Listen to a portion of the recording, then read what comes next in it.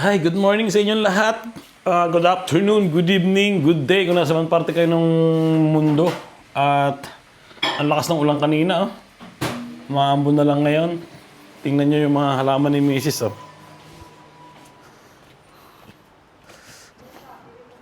Ayan, naglaglagan na. Diba? Puta yung halaman sa baba. Bumagsak. Ayan,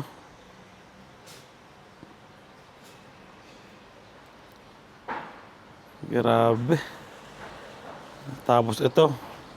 Masaya naman yung aking kalamansi at nadiligan ng todo. Gising na si Basti. Good morning. Mas malaki ka na kay mama mo. Oh. Mas matangkad ka na kay mama. Ha? So yun, umagahan na kami. Hindi rin kami nakabili ng umagahan. Dadalawang itlog lang yung natira dito. Tapos 4 na hotdogs na maliliit. Ay, harap tayo ng umagahan.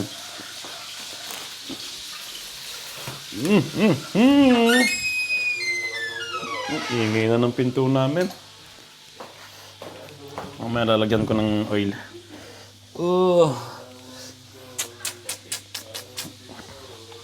Ayun, meron. Ito, sakto to. Liver spread.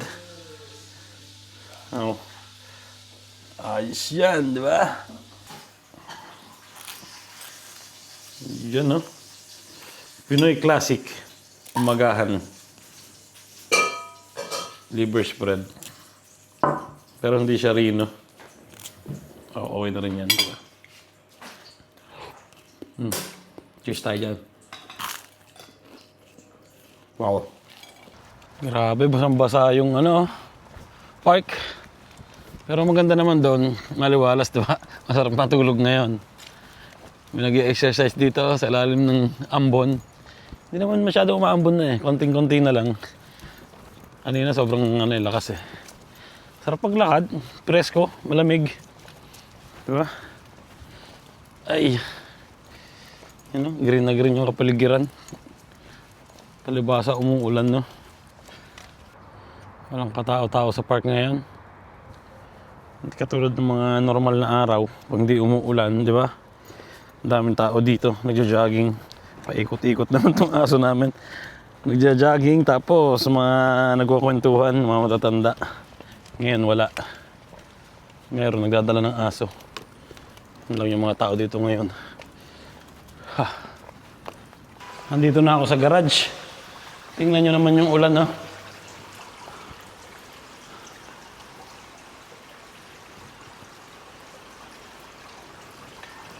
Grabe.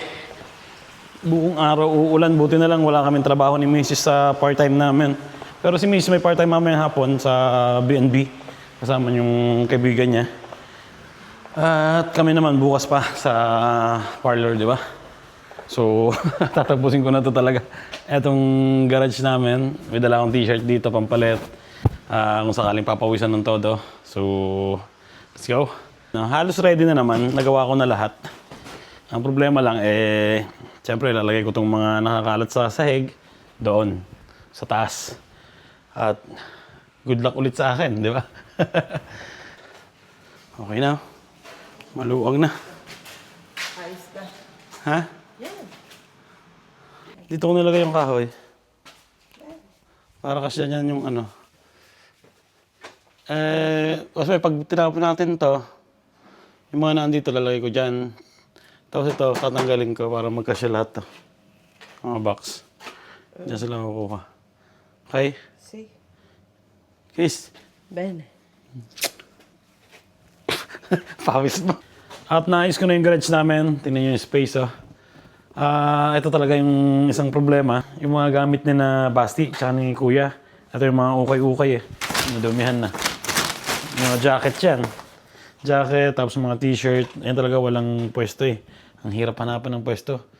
Pero sabi ni Mrs., marami naman daw itatapon na mga maleta kami.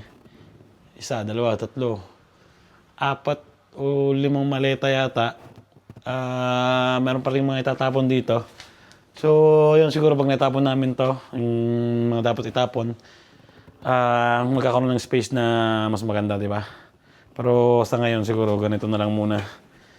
Malaki na naman ang space ng paradahan ng motor. Tapos yung, eto, yung mga tatapon to. Ayan. Pati ito, yung mga bolang butas. So, ayan. Punta na ako sa taas. Nagluluto na si Mrs. Mamaya may trabaho pa si Mrs. May part-time siya. At ang importante, hindi ko man natapos tong garage. At least may nagawa ako para guminhawa yung garage namin, di ba? Dating sikip na sikip, pero ngayon okay na, di ba? So, ayan. Kain na, tanghalian. Taas na ako. Nandun na siguro yung mga bata. Galing ano yun, ukay-ukay. Ayun, naayos ko na yung mga tools ko.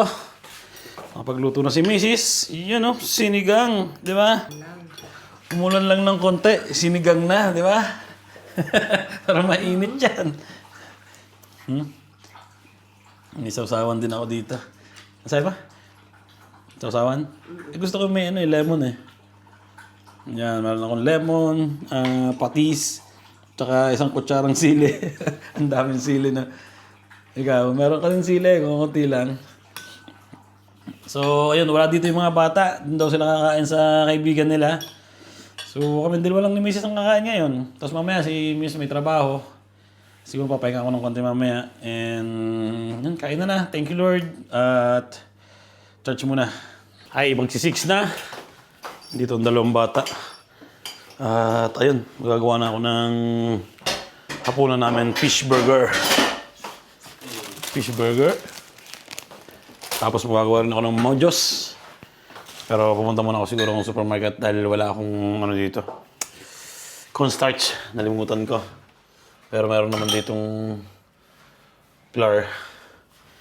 Pero mas gusto ko yata may cornstarch para masarap, di ba? At bibilo din pala ako ng paprika powder. Wala na rin. Ano pang wala? Paprika. Meron ditong garlic powder. Okay pa to. Ayun, paprika. Wala. Mabili. Tsaka cornstarch. Let's go. Wala pa si Mrs. eh. Mamaya pa siguro yun. Kasi naglinis sila ng BNB. Pag BNB nililinis nila ay medyo matagal. Katulad nung tinatrabaho naming BNB. Halos inaabot kami doon ng 4-5 oras. Ganon. Ano lang yun. Isang BNB lang yun. Ang laki kasi. Tapos yung amo medyo masilan. Kaya yun. Kailangan talaga gandahan alinis, di ba? Huhugasan ko itong patatas na binili namin sa market. Binili namin kasi ito doon sa mga nagtitinda sa mga taga-bundok. Mura mo mabibili pero madumi pa siya. Yan, bala kong gawin mojos eh. Bala kong hindi natanggalin yung balat. Pero lilinisin natin ng todo yan, di ba? Para malinis na malinis. Mga batang kakain din ito, tsaka kami. So, dapat sure na malinis. Bababad ko pa ito sa tubig mamaya.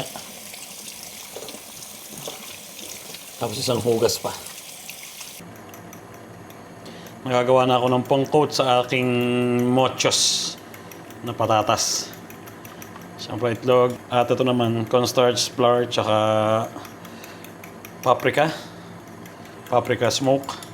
At saka, ano pa ba nilagay ko dito? Paminta, asin, and garlic powder. Yun. Itatad ko na rin to. Ayan Siguradong magugustuhan to ni Bunso. Paborito niya itong mga ganitong pagkain eh. Papainit na rin ako ng mantika. Ayan. Ayan, ready na ang mochos. Diba? Tapos may sausawan. Diyan, sausawan. Siyempre ang aming fish burger na may sauce na tawag dito sa sauce na ta? Tatsiki. Sa tatsiki. Hindi ko alam kung paano basahin to. Basta yan Tatsiki. Tatsiki. Sarap. Sabi ni Miss, lasang fried chicken daw yung patatas kasi ang ginamit kong oil yung Prituhan ko ng chicken, fried chicken. Kaysa naman itapon, ginamit ko ulit, di ba? Tingnan nyo naman ang kulay, oh. Brown na. Tapon na to pagkatapos. Ang dami pala nung niluto ko. Grabe. Tapos na si na misis, ngayon pa lang ako kakain. Hindi na ako hinintay talaga. Cheers tayo dyan. Thank you, Lord.